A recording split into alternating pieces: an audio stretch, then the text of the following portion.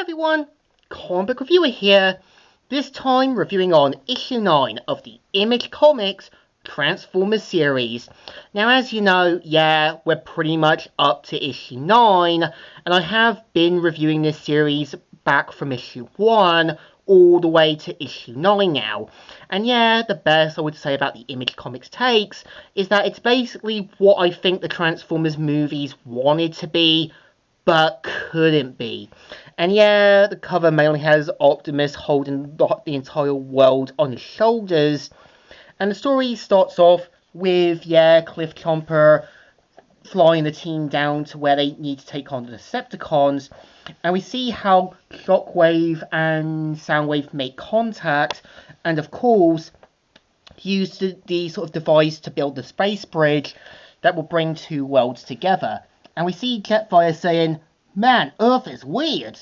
We almost there. Wait, Cliff, pull up!" And one of Jetfire's wings get clipped down. They crash land into the middle of a sort of desert-like land area. Oh because of the whole device, it kind of creates this giant kind of big open whirlpool. And we see how, Optimus tells his team to take cover. And we see how, an old voice from Optimus's past shows up. And it's Shockwave saying, "The rebel forces are still fighting back, I see." And this is Optimus knowing that this is Shockwave, one of the worst of the worst. And we see how, Shockwave says, "You Autobot scum are interrupting our glorious mission. We will succeed, brother." Indeed. And we see how, unlike the G1 cartoon, Shockwave actually transforms into a similar size to Megatron's gun form. And of course, we see how Ratchet takes the bullet for Cliff Chomper, and Cliff Chomper seeing that another one of his friends are now gone. And we see how Shockwave says, "Ha ha ha! This tickles me, Purple Soundwave. One less red demon to... No!" And we see how, this time we kind of see how Shockwave points out how the last time they met, Optimus basically beat him to the curb, but this time he has improved himself. And we see how back on Earth, we see how, Wheeljack as well as RC head back to the dam to use their resources, and of course hope to bring back more of their friends and teammates. And we see how the Residents try to take up arms against the other Autobots and Decepticons, but we kind of see how Carly tries to get them to see sense.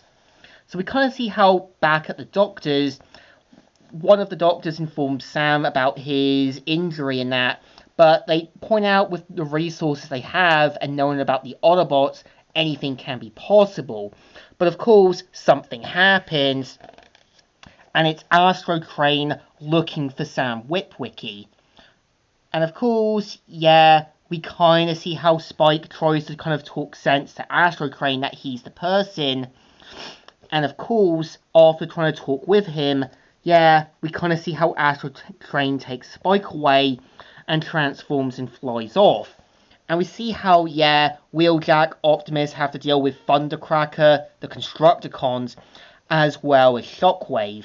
And we see how, Shockwave says, "Thank you for the assist, Scrapper. For the cause, my general." And we see how, Shockwave mainly beats Optimus down, and this is him getting satisfaction that he won.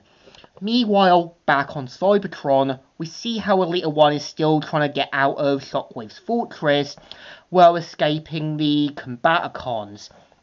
And we see how after trying to talk sense to Ultraman about not losing hope, they mainly make through the sort of space bridge portal and end up meeting Optimus as well as the others. And we see how, Elita 1 realizing what can happen if the Combaticons try to get through. Just before they merge to Bruticus, we see how Elita 1 mainly grabs the blaster and shoots down the sort of space bridge.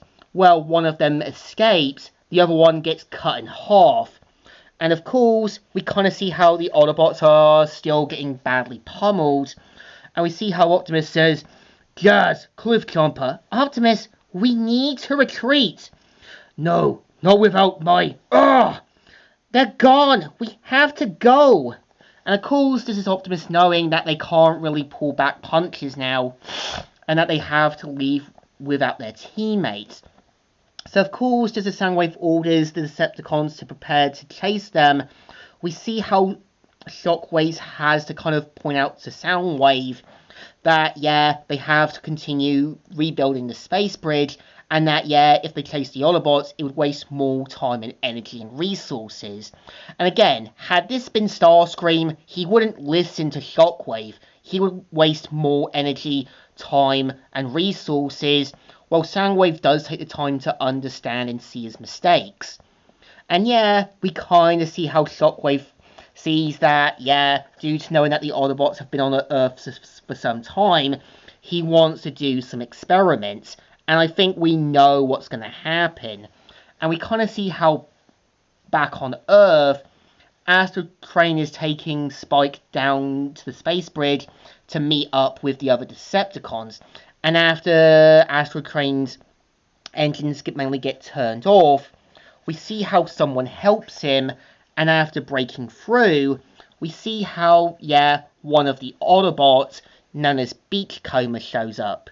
Which obviously it kind of implies that after the battle for Cybertron, he was able to be properly mended and fixed, and was able to get back to Cybertron and get to Earth for some reason.